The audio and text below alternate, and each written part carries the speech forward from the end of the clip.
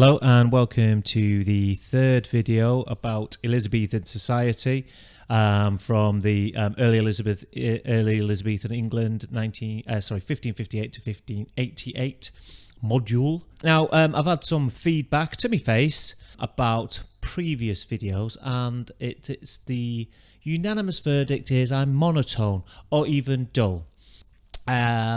It's offensive, to say the least, and a little bit upsetting, but if I'm honest, probably not as upsetting as it is for the people who we're looking at today, which are the poor in Elizabethan England. So there were a number of factors and reasons why poverty and vagabondage increased in Elizabethan England. Just a few types of things might be population growth, bad harvests, sheep farming, and enclosure. Now, defining poverty in the Elizabethan reign would be if you were spending more than 80% of your income on bread, being unemployed or ill, so you could no longer provide for yourself or your family, being unable to afford the rising cost of food, or needing financial help, such as poor relief or charity, which would be known as alms, ALMS. Another criticism of my videos is that I say too much, which I can't say I've noticed, and I don't think I do. Right, so who were the types of people who were poor in Elizabethan Britain? Well, you've got people like widows or women who've been abandoned by their husbands and their families. Women were paid very little, if anything at all, during the Elizabethan era. So without a husband, and if they've certainly been abandoned by a husband, that can leave them in a lot of financial difficulty. The sick and the elderly, who you might expect, were also poor because they were incapable of work. Orphan children, speaks for itself. And around 40% of the poor were under 16 years old. So, a vast amount of the poor were only children. People on low wages, so with rising costs, it was difficult to make ends meet. And then you've got people like vagabonds, vagrants, etc. Homeless people who may move from town to town or parish to parish, looking for work. They were often involved in crimes, or often, associated with crimes, even if they weren't involved in crimes, and worried a lot of people, especially the rich nobility or the gentry, and they worried those in authority in Elizabethan England.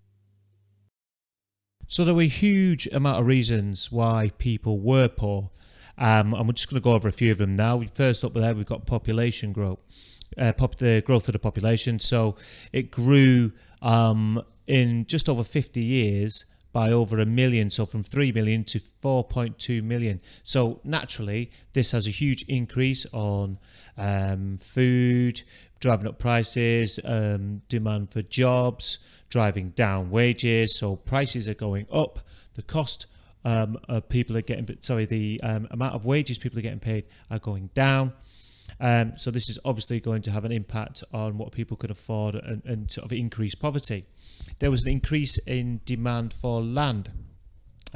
So naturally, with the population growing, there's an increase for the amount of land that people need.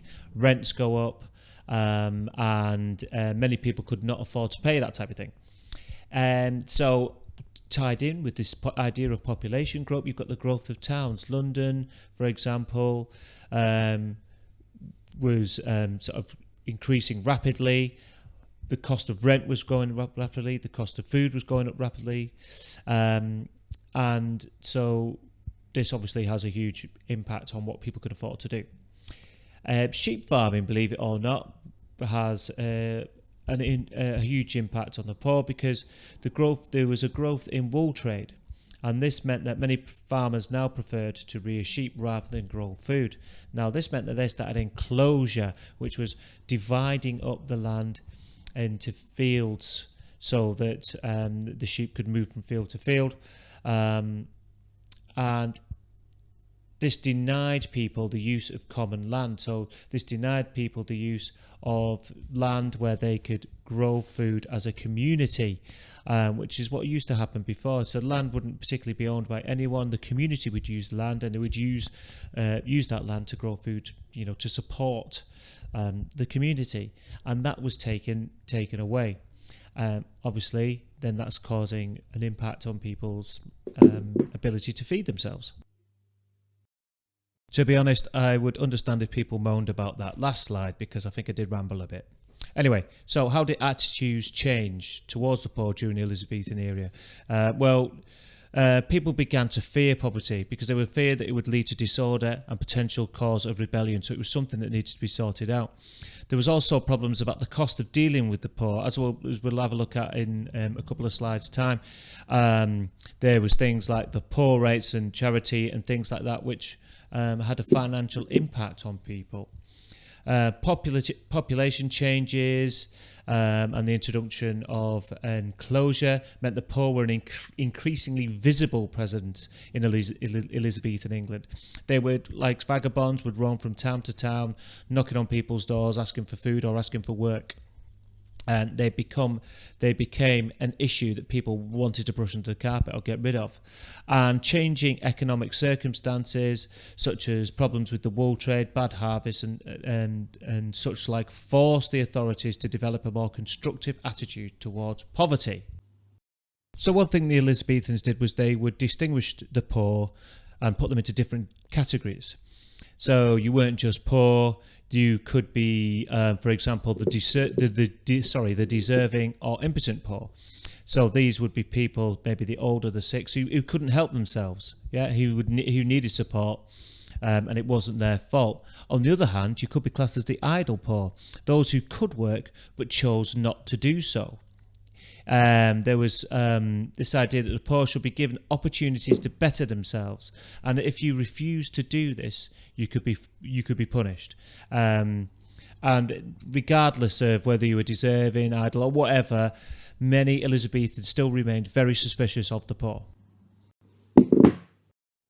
So I'll just quickly now go over a few of the things here that were done to deal with the problem of the poor. So you've got a poor rate, which was a local tax which was organised by the justices of the peace. They either gave the poor money, or they might have gave them things to sell or make, which they could sell on. Charities were obviously set up by those that were wealthy, and they would put their name on these charities and obviously donate money to help the poor. The Statute of Artificers in 1563, those who refused to pay the poor rates could be put in prison. Officials who failed to organise poor relief could pay a penalty of up to £20, which obviously at that time was a huge amount of money. And then you've got the 1576 Poor Relief Act, where the justices of the peace were required to provide the poor with wool and raw materials to enable them to make and sell things. So this ties in with this idea of the poor rate. In 1572, we've got the Vagabonds Act, which is a bit of a controversial act where vagrants could be whipped. They could have a hole drilled into drilled through their ear to mark them as vagrants and as a mark of shame. They could be imprisoned, given a death penalty if they are convicted 3 times of being a vagrant, which obviously is incredibly harsh. I mean, we're just sort of touching on the idea of the poor. If you want to delve deeper, you're going to have to sort of do a bit of further research. So this is the last little video on Elizabethan society. You can have a look at the other two, leisure and education, which should be in this playlist somewhere. And that's it from me. So I hope this hasn't been too dull and monotone for you. If so, you don't have to listen. All right. Okay. Thanks for your time. Thank you. Bye-bye.